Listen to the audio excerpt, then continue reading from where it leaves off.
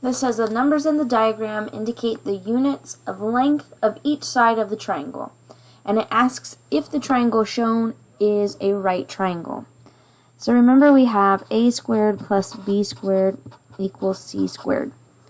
To determine if this is a right triangle, we are going to try and see if the two small leg areas added together is equal to the largest area.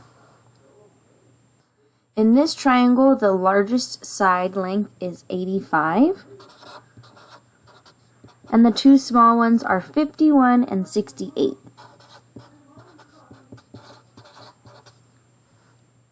So we have to square these and see if these two things are equal.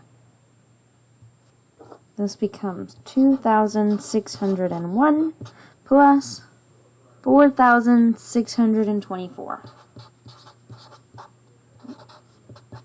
And then that is equal to 7,222, or 25, sorry. We've got to check and make sure these two things are equal, so we're going to add these two numbers together and see if it comes out to 7,225. And it does.